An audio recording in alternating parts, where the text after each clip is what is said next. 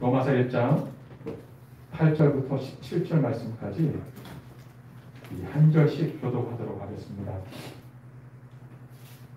제가 먼저 찾으신 줄 알고 먼저 받들어 읽겠습니다. 먼저 내가 예수 그리스도로 말미암아 너희 모든 사람에 관하여 내 하나님께 감사함은 너희 믿음이 온 세상에 전파됨이로다.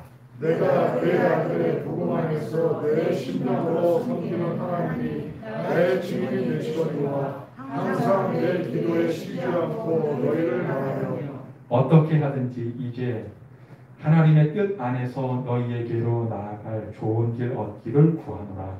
내가 너희 보기를 간절히 원하는 것은 어떤 신령한 은사를 너희에게 나누어 주어 너희를 견고하게 하려 함이니 이는 곧 내가 너희 가운데서 너희와 나의 믿음으로 말미암아 피차 아니함을 얻으려 함이라. 형제가 내가 너희 너희에게 하고자 하는 것을 너희가 보기를 원하지 아니하노니 이는 너희 중에서도 다른 이방인 중에서와 같이 열매를 맺게 하려 함이로되 지금까지 길이 바뀌었도다. 헬라인이나 야만이나 지혜 있는 자나 어리석은 자에게 다 내가 빚진 자라. 그러므로 나는 할 수 있는 대로 로마에 있는 너희에게도 봉사하기를 원하노라. 내가 복음을 부끄러워하지 아니하노니 이 복음은 모든 믿는 자에게 구원을 주시는 하나님의 능력이 됩니다. 먼저는 유대인에게요 그리고 헬라인에게로다. 다 마치겠습니다. 복음에는 하나님의 의가 나타나서 믿음으로 믿음에 이르게 하나니 기록된 바 오직 의는 믿음으로 말미암아 살리라 함과 같습니다. 아멘. 이 시간 믿음으로 살리라라는 말씀으로 담임 목사님 나와셔서 그 말씀 전해주시겠습니다. 오늘 저희들을 불러주심을 감사합니다. 하나님께서 받으시는 온전한 예배를 드리기 원합니다. 성령님 우리 각 사람에게 임하여 주시어서 신령과 진정으로 예배드리게 하여 주옵소서. 하나님 아버지 시간을 구별하고 몸을 구별하고 예물을 구별하였습니다. 흡양하여 주시고 우리들에게 은혜를 더하여 주옵소서. 하나님 아버지 우리의 간절한 기도에 응답하여 주시고 우리가 날마다 믿음으로 승리하게 하여 주옵소서. 또 예물을 드렸사오니 물질의 복을 더하여 주시어서 하나님의 영광을 드러내게 하여 주시고 하나님의 나라를 위하여 값지게 쓰임받는 우리 모두가 되게 하여 주옵소서. 하나님 아버지 나오지 못하는 성도님들에게 긍휼과 자비를 베풀어 주옵소서. 우리 베들교회 모든 성도님들이 하나님 앞에 예배드림이 소중함을 깨닫고 예배드리기에 힘쓰게 하여 주옵소서. 하나님 아버지 이 시간 부족한 종이 하나님의 말씀을 전합니다. 성령님께서 감동하여 주시고 성령님께서 말씀하여 주옵소서. 말씀을 가로막는 어둠의 영들은 떠나가게 하여 주시고 성령님께서 친히 말씀하여 주옵소서. 빛을 비춰 주시옵소서. 생명을 더하여 주시옵소서. 집에서 온라인으로 예배드리는 성도님들에게도 은혜를 허락하여 주옵소서. 예수님 이름으로 기도드렸사옵나이다. 아멘. 샬롬. 오늘 예배드리는 우리 모든 성도님들을 주님의 이름으로 축복합니다. 지난 주일날 성령의 권능으로 예수님의 증인이 되자 이런 제목으로 우리가 말씀을 나눴습니다. 예수님의 증인이 되어야 되는데 예수님의 증인이 되려면 성령의 권능을 받아야 돼요. 성령의 권능을 받기 위해서 우리 기도에 힘쓰자 그렇게 말씀을 전했습니다. 저는 기도에 지난 7일 동안 매일 제가 하나님 앞에 작정한 시간대로 주님 앞에 기도했어요. 우리 성도님들에게는 하루에 1시간 이상 기도합시다 했는데 우리 성도님들 1시간 이상 기도했죠? 얼굴을 보니까 기도한다고 해놓고 매일 1시간 기도를 하지 않았습니다. 여러분 말로만 하고 기도하지 않았어요. 오늘 참 우리가 이 말뿐인 신앙 참 문제가 되죠. 지난주에 저는 어떤 분이 우리 교회 성도님에 대한 얘기를 저한테 하는 거예요. 그러면서 그 성도님이 많은 문제를 일으키고 있다. 그런 얘기를 해요. 저는 그런 얘기를 들을 때마다 참 마음이 아프고 우리들의 믿음을 다시 한번 점검해 봐야 되겠다. 여러분 온전한 믿음을 가진 사람은 쉽지 않습니다. 바울도 온전하지 못했어요. 그러나 우리는 더 온전한 믿음의 사람이 되기 위한 믿음의 경주를 해야 될 줄 믿습니다. 여러분 오늘 우리가 예수님을 믿는데 그 믿음이 온전한 믿음인가? 나의 믿음은 바른 믿음인가? 오늘 믿음에 대해서 한번 점검해 보려고 합니다. 여러분 예수님을 왜 믿어요? 예수님을 믿는 목적이 있을 거 아니에요. 학생이 학교를 가는 것은 공부하기 위해서 학교를 가는 거예요.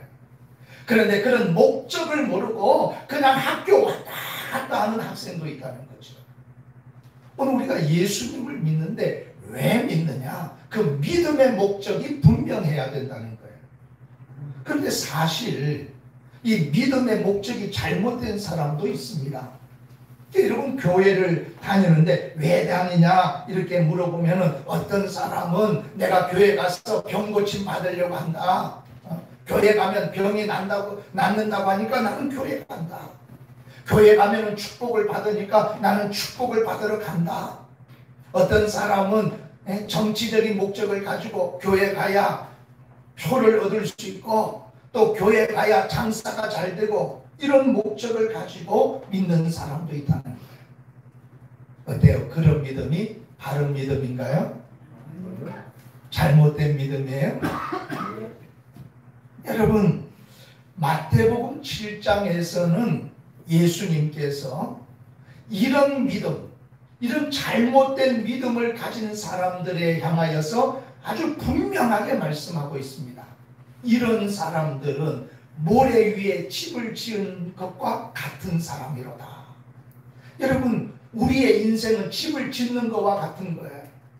우리의 인생은 집을 짓는 것과 같습니다. 완벽한 아름다운 집을 짓고 이 세상을 떠나는 사람도 있고 집을 짓지 못하고 이 세상을 떠나는 사람이 있어요. 근데 집을 짓는데 반석 위에 집을 짓는 사람이 있고 모래 위에다가 집을 짓는 사람이 있다. 잘못된 믿음을 가지고 신앙생활하는 사람은 모래 위에다가 집을 짓는 것과 같다는 거예요. 어느 날 갑자기 비가 내리고 찬수가 나고 바람이 불면은 그 집은 무너지고 만다는 거예요. 헛되고 만다는 거죠. 여러분 잘못된 믿음은 평생을 믿어도 그 믿음은 헛된 믿음이 되고 만다는 거예요. 무너지고 부서지고 만다는 것이죠. 그래서 오늘 우리는 바른 믿음, 온전한 믿음을 가져야 된다는 거예요. 오늘 로마서를 보니까 로마서 1장, 이 로마서는 바울이 로마에 있는 성도들에게 쓴 편지입니다. 사도 바울이 누구예요? 사도 바울은 정통 유대인입니다. 정통 유대인. 여러분 이방인 피가 섞인 유대인이 아니고 정통 히브리 사람이에요. 그리고 어려서부터 최고의 학문을 한 사람입니다. 당대의 가장 지식인이었던 가말리엘에게서 교육을 받았어요. 그리고 바리새파였습니다. 바리새파. 그 당시에 아주 종교 지도자들이 이 바리새파에서 나왔어요. 아주 열심으로 신앙생활을 했습니다. 그런데 이 사도 바울은 하나님은 믿었지만 예수님을 믿지 않습니다. 그래서 그는 왕성한 활동을 할 때 교회를 핍박하고 예수 믿는 사람들을 잡아 가뒀어요. 여러분, 하나님은 믿는데 그 믿음이 온전하지 못하니까 교회를 핍박하고 교회 믿는 사람들을 옥에다가 잡아 가둔 거예요. 그런데 이 사도 바울이 다메섹으로 가다가 다메섹에서 예수 그리스도를 만나게 됩니다. 예수님이 빛으로 찾아온 줄 믿습니다. 거기서 그는 예수님을 만나고 완전히 새 사람이 되고 맙니다. 그리고 그의 믿음은 온전한 믿음이 된 거예요. 과거에 그의 믿음은 잘못된 믿음이었습니다. 그러나 예수님을 만나고 온전한 믿음을 갖게 돼요. 그리고 그는 이제 모든 것을 버리고 복음을 전하게 됩니다. 그래서 오직 복음을 전하고 어디를 가든지 무엇을 하든지 누구를 만나든 예수님을 전합니다. 길에서도 예수님을 전하고 심지어는 감옥에서도 복음을 전하고 자기의 생명이 위태로운 법정에서도 왕 앞에서도 큰 소리로 말합니다. 왕이시여 당신도 나처럼 예수님을 믿었으면 좋겠습니다. 그렇게 고백을 해요. 그 당시에 유대 나라의 분봉왕이 아그리빠 왕이었습니다. 그리고 그 유대 나라를 다스렸던 로마의 총독이 베스도예요. 여러분, 베스도와 아그리빠 왕 앞에서 지금 자기를 재판하는 그 재판석상에서 왕이 너는 사형이다 하면은 죽어야 되는 그런 아주 어려운 자리에서도 사도 바울은 예수님 믿으라고 왕에게 전도를 합니다. 그랬더니 베스도 총독이 뭐라고 말했는 줄 알아요? 바울아, 내가 미쳤도다 그랬습니다. 여러분, 바울은 예수님께 미친 사람이 되었어요. 그의 믿음이 온전해졌기 때문에 그렇습니다. 여러분, 우리의 믿음이 온전하려면 예수님을 만나야 될 줄 믿습니다. 네. 우리 이현희 집사님이 부천에 살고 있기 때문에 교회를 잘 못 나오는데 온라인 예배가 있어서 지금 매주 온라인 예배를 드리고 있대요. 그러면서 저한테 매주 저는 목사님 얼굴을 봅니다. 그런데 목사님은 제 얼굴을 못 보지요. 그래요. 여러분, 온라인으로 우리 성도님들이 제 얼굴은 볼 수 있을 겁니다. 그런데 저를 만날 수는 없어요. 오늘 여기 현장 예배 드리는 여러분들은 오늘 저를 만났습니다. 제 얼굴을 보셨죠? 어때요, 얼굴이요? 여러분, 얼굴을 보듯이 예수님은 만날 수 있는 분이에요. 예수님은 신화 속의 인물이 아니고 꿈속의 사나이가 아니고 실제적으로 만날 수 있는 분입니다. 저와 여러분이 얼마든지 만날 수 있는 분이에요. 우리의 온전한 믿음은 예수님을 만나야 된다는 거예요. 사도 바울이 다메섹에서 예수님을 만났던 것처럼 예수님을 만나야 된다는 거예요. 여러분, 마음 아픈 것은 오늘날 사역자 중에서도 예수님을 만나지 않고 사역을 하고 있다는 거예요. 전도사님, 목사님 중에 예수님 만나지 않고 그냥 사역하고 있는 사람도 있다는 거예요. 얼마나 충격적인 얘기예요. 우리는 예수님을 만나야 될 줄 믿습니다. 예수님은 얼마든지 만날 수 있는 분이에요. 이화여대 교수를 지내고 초대 문광부 장관을 지낸 이어령 교수가 있습니다. 그분이 평생을 예수님을 부인했어요. 예수님을 비판하는 일에 앞장섰습니다.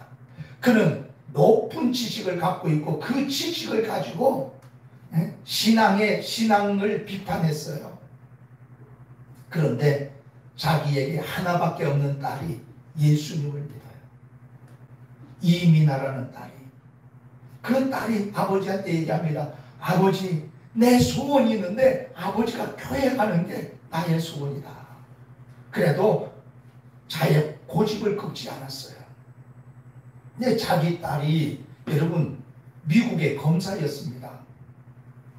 참 똑똑한 딸이었죠. 그런데 암에 걸린 거예요, 딸이. 암에 걸리고 그리고 이제 실명의 위기까지 온 거예요. 아버지가 사랑하는 딸이 암에 걸리고 이제 눈을 잃어버린다, 시력을 잃어버린다는 거 얼마나 마음이 아픈지. 그래서 교회를 간 거예요. 하와이에 있는 작은 교회 갑니다. 그리고 내 딸이 말하던 그 하나님이 정말 살아계시다면 내 딸의 눈을 고쳐주십시오. 하나님이 살아계신다면 내 딸의 눈을 고쳐달라고 하나님 앞에 기도합니다. 하나님이 고쳐줬을까요? 안 고쳐줬을까요? 고쳐주셨어요.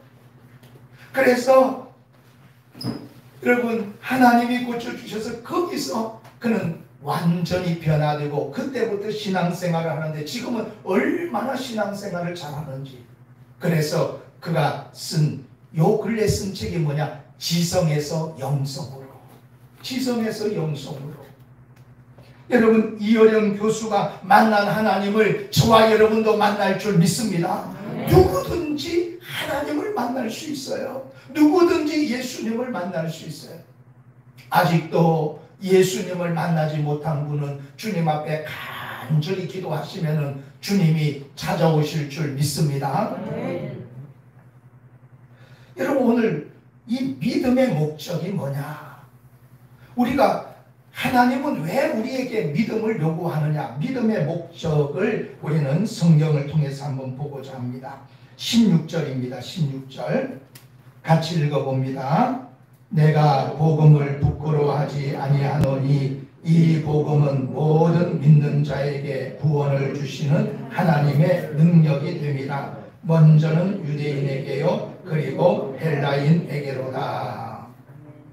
여러분, 우리가 이 믿음의 목적이 뭔가를 16절에 말하고 있는데 믿음의 목적은 축복이 아닙니다.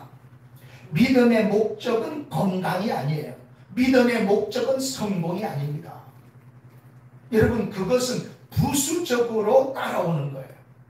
여러분, 이걸 잘 설명을 드리면은, 여러분, 이 군인들이 보면은요, 대령과 별은 무슨 차이라 그래요? 하늘과 땅 차이라 그래요. 여러분, 별을 달면은요, 그 사람에게 별이 됐다는 것에 대한 막 따라오는 것들이 있어요.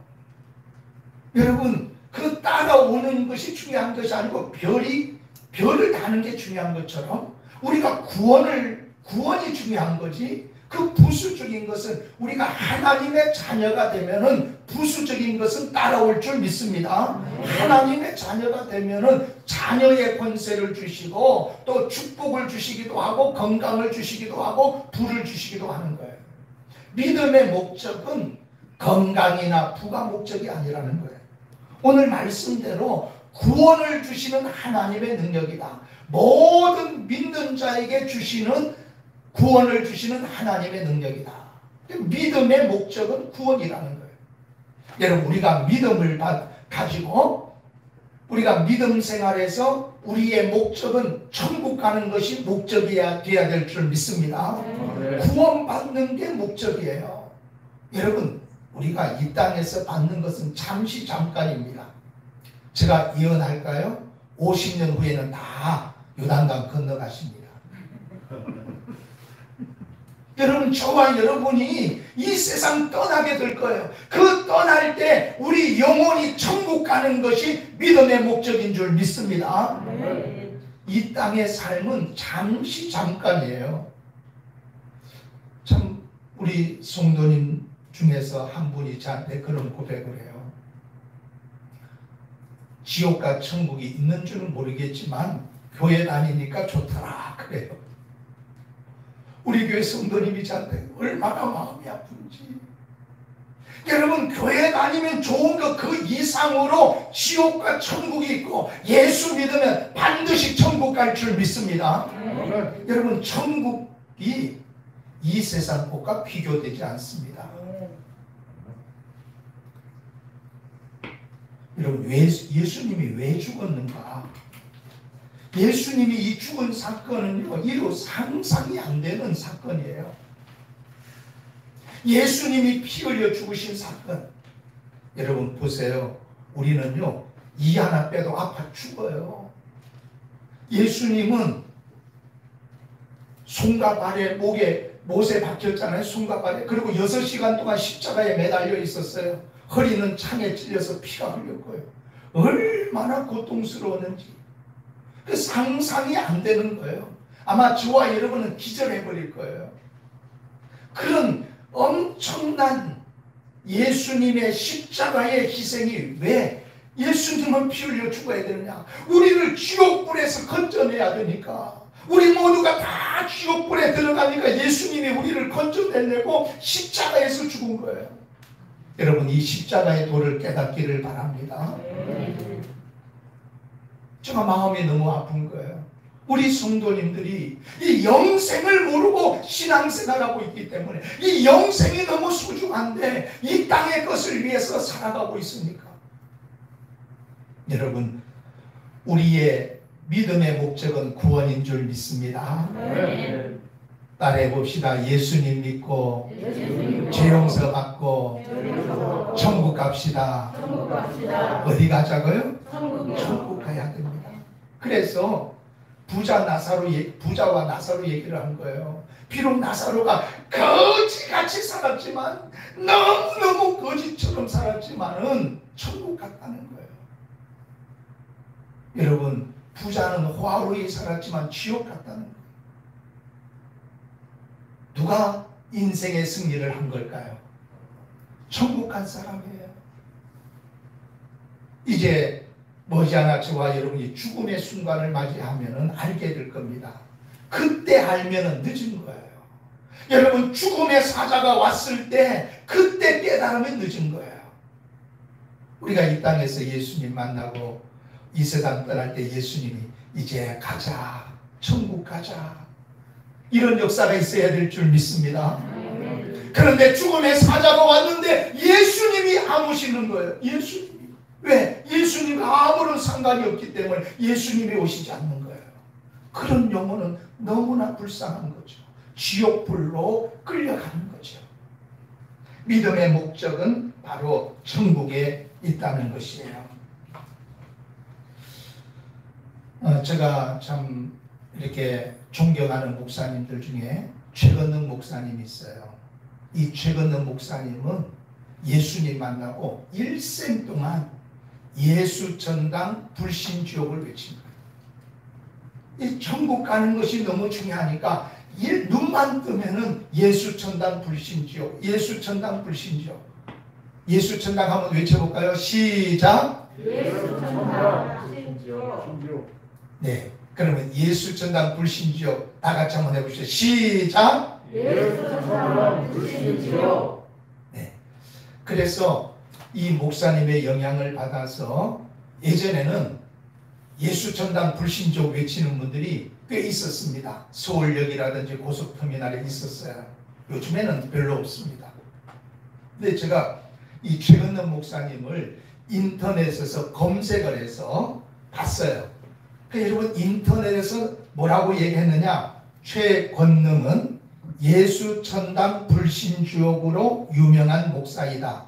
그는 전도에 미친 목사로 알려져 있다. 그가 세운 교회 수가 80여 개. 그로 인해 예수 그리스도를 주로 고백한 이들이 수천 수만에 달한다고 한다. 박형용 박사도 그에 의해 영향을 받아 회심을 하였다고 전한다. 해방 후 1946년 봄에 산정현 교회는 그의 순교 기념비를 건립하였다. 여러분, 최건능 목사님은 전도에 미친 목사로 알려져 있다. 박형영 교수가 누구냐 하면은 그분은 아주 한국교회의 훌륭하신 목사님이고 신학자입니다. 그분도 이 최건능 목사님에게 영향을 받아서 예수님을 믿게 됐다. 이 최건능 목사님은 일생 동안 예수 천당 불신지옥을 전해서 80개 교회를 세우고 수만 명을 구원했다는 거예요. 여러분, 구원이 중요한 겁니다. 그래서 오늘 이 1장에서 사도 바울은 이런 얘기를 하고 있는 거예요. 여러분, 우리 한번 말씀을 한번 보도록 할게요. 오늘 본문을 보면 11절을 보겠습니다. 11절 읽어볼게요. 내가 너희 보기를 간절히 원하는 것은 어떤 신령한 은사를 너희에게 나누어 주어 너희를 경고하게 하려 함이니. 아멘. 오늘 이 말씀은 뭐냐 하면은 바울이 로마 교인들에게 하는 얘기예요. 내가 너희에게 가기를 원한다. 내가 너희에게 가기를 원했지만은 하나님이 허락하지 못해서 내가 못 갔다. 그러나 내가 가기를 원하는데 내가 간다면은 너희들의 믿음을 경고케 하고 싶다. 이런 얘기예요. 여러분, 로마 성도들의 온전한 믿음을 위해서 사도 바울은 로마에 가고 싶었다는 거예요. 로마 성도들의 그 온전한 믿음을 위해서 로마에 가고자 했다는 것을 1장에서 말하고 있습니다. 여러분, 저는 우리 베들교회 성도님들이 다 온전한 믿음을 가지시기를 바랍니다. 내가 먼저 온전한 믿음 가져서 천국 가고 우리 베들교회 모든 성도님들이 온전한 믿음을 갖고 천국 가야 된다는 거죠. 우리는 이런 믿음으로 주님 앞에 나가야 된다는 거예요. 믿음의 목적이 뭐라고요? 믿음의 목적이 천국입니다. 믿음의 목적이 구원이에요. 우리가 예수님을 믿어서 이 세상 떠날 때 천국 가야 될 줄 믿습니다. 오늘 이제 이 믿음에 대해서 바울은 고백을 하면서 14절 15절에 이런 말씀을 하고 있어요. 14절 15절 같이 읽어봅시다. 헬라인이나 야만인이나 지혜 있는 자나 어리석은 자에게 다 내가 빚진 자라. 그러므로 나는 할 수 있는 대로 로마에 있는 너희에게도 복음 전하기를 원하노라.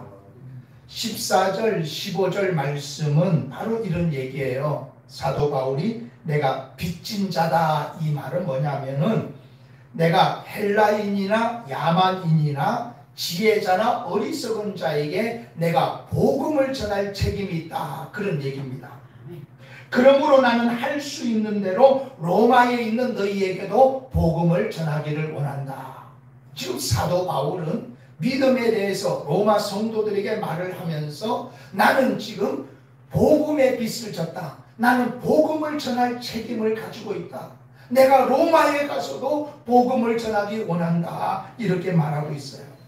여러분, 복음을 아는 자, 복음을 믿는 자, 복음을 깨닫는 자는 전하고 싶어서 견딜 수 없게 되는 거예요. 저와 여러분이 예수님을 만났다면 예수님을 전해야 될 줄 믿습니다. 예수님을 만났기 때문에 사도 바울은 복음을 전하기 원했다는 거예요. 그래서 사도 바울이 복음을 전하고 싶어서 에베소 안디옥 교회에서 목회를 하고 있었습니다. 그 안디옥 교회는 그 당시에 아주 큰 교회였어요. 그 안디옥 교회에서 목회를 하면 편하게 목회할 수도 있고 안전하게 목회할 수 있습니다. 그러나 그는 자원에서 선교사로 나가게 돼요. 그러니까 안디옥 교회가 성장되어서 이제 처음으로 선교사를 파송하는데 사도 바울이 자원하게 됩니다.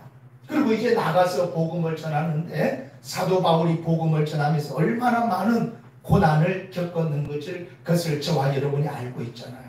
여러분, 사도 바울은 복음을 전하고 싶어서 선교사로 지원하게 되고 많은 어려움을 체험하면서도 복음을 전하는 것을 보게 됩니다. 결국 사도 바울은 감옥에 갇히게 되죠.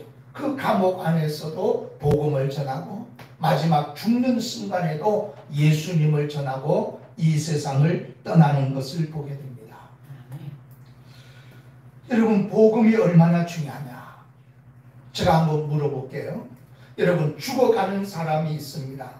근데 그 죽어가는 사람에게 가장 필요한 것이 뭘까요? 여러분, 죽어가는 사람에게 밥을 준들 그 밥이 무슨 소용이 있겠어요? 죽어가는 사람에게 돈을 준들 그 돈이 무슨 소용이 있겠어요? 여러분, 죽어가는 사람은 일단 살려내야 되는 거예요. 죽어가는 사람에게는 살려주는 것이 최고입니다. 그런데 우리는 죽어가는 사람들에게 돈을 주려고 하고 있고 밥을 주려고 하고 있는 거예요. 여러분, 우리가 많은 사람들이 지금 지옥불로 치닫고 있습니다. 우리는 그들을 먼저 살려내야 될 줄 믿습니다. 산 다음에 밥도 필요한 것이고 돈도 필요한 것이고 건강도 필요한 것이에요. 중국 산동성에 그 중국 산동성 출신 병사들이 상해에 주둔했을 때 일입니다. 그러니까 중국 선교 초기에 있었던 사건이에요. 근데 이제 산동성 병사들이 상해에 주둔하고 있는데 개가 총기를 물고 막 돌아다니는 거예요. 그래서 병사들이 신기해서 그 종이를 뺏어 보니까 거기에 성경 말씀이 써져 있는 겁니다. 그러니까 걔가 성경책을 찍고 그걸 물고 다녔던 거예요. 그 병사들이 그 성경 말씀을 보고 그 말씀이 신비로워서 이제 걔를 따라갑니다. 그러니까 걔를 따라갔더니 그 걔가 바로 선교병원으로 들어가는 거예요. 선교사님이 중국에다가 만들어 놓은 그 병원으로 들어가는 거예요. 그래서 그 병원에 가서 선교사님에게 이 개가 물고 다니는 이 종이 이걸 좀 더 보고 싶다고. 그래서 선교사님이 그들에게 성경책을 나눠줍니다. 그리고 그 부대에 가서 복음을 전하게 되는데 바로 그 선교사가 고포드 선교사예요. 이 선교사님이 중국인을 데리고 그 부대로 가서 이제 복음을 전하게 되는데 그 부대에 2,000명이나 넘는 병사들이 예수님을 믿게 된 줄 믿습니다. 이게 중국 초기 선교 때 있었던 사건이에요. 여러분, 저는 인정하기 싫지만 지금 여러분 중국이 세계를 지금 지배할 것 같은 그런 조짐들이 보이고 있습니다. 그런데 여러분, 우리 기독교 역사에서 무슨 얘기를 하고 있는 줄 알아요? 마지막 선교는 중국에서 할 거라는 얘기를 하고 있습니다. 여러분, 우리 중국 선교사는 1억 명이래요. 여러분, 상상이나 갑니까? 어찌됐건 여러분, 앞으로 하나님이 어떻게 지구의 역사를 이끌어 갈지 알 수 없지만은 여러분, 이런 하나님이 얼마나 간절했으면은 개를 통해서도 사람을 구원했을까? 여러분, 지금 우리는 마지막 때를 살고 있습니다. 우리가 예수님을 만나고 그 예수님을 증거해야 될 줄 믿습니다. 더 많은 사람들이 예수님을 믿을 수 있도록 우리는 열심으로 복음을 전해야 된다는 것이죠. 우리 예수님께서 제자들에게 마지막 하신 말씀을 우리 한번 생각해 봅시다. 그러므로 너희는 가서 모든 족속으로 제자를 삼아 아버지와 아들과 성령의 이름으로 세례를 주라. 내가 세상 끝날까지 너희와 항상 함께 있으리라. 우리가 복음을 전할 때 하늘의 권세와 땅의 권세를 가지신 예수님이 우리와 함께 하신다는 거예요. 영원토록 우리와 함께 하시겠다는 거예요. 복음을 전하는 저와 여러분에게 예수님이 늘 동행해 주실 줄 믿습니다. 여러분, 하늘의 기쁨을 우리는 갖게 될 거예요. 저는 설교를 준비하면서 곽동철이라는 친구를 찾아봤습니다. 여러분, 참 인터넷이 좋아요. 인터넷에서 검색을 했어요. 이 곽동철은 누구냐 하면은 중학교 때 제 친구인데 제가 고등학교 때 전도를 했는데 막 엄청 거부를 하는 거예요. 그러니까 여러분, 제가 중학교 때는 짱이었거든요. 그러니까 막 그래 좁혔을 거야 막. 근데 고등학교 때부터 예수님을 믿었기 때문에 전도를 하는데 얼마나 거부하는지 내가 옛날 같으면 좁혔을 건데 속을 끓이고 그런 친구였어요. 그런데 이제 대학을 졸업하고 세월이 흘렀는데 예수님을 믿는다 그러더라고요. 그래서 너 잘했다. 그리고 이제 지금은 이 친구가 뭐 하고 있나 하고 검색을 했어요. 그랬는데 대구 대평로 교회 담임 목사님이더라고요. 인터넷에. 그래서 또 유튜브, 요즘에는 온라인 예배드리잖아요. 유튜브를 깼더니 이 친구가 설교를 하고 있는 거예요. 그래서 제가 그 모습을 보면서 얼마나 감사하던지. 제가 고등학교 때 예수님 믿으라고 했던 그 친구가 그때는 거부했지만은 결국 예수를 믿어 목사가 되어 있구나. 여러분, 전도자의 기쁨은 이루 상상할 수가 없어요. 여러분, 전도자에게는 하늘의 기쁨이 있을 줄 믿습니다. 오늘 여러분들 중에 왜 기쁨이 없어요? 복음을 전하지 않기 때문에 그렇습니다. 우리가 복음을 전할 때 하늘의 기쁨이 임할 거예요. 하늘과 땅의 권세를 가지신 예수님이 우리와 함께 하실 줄 믿습니다.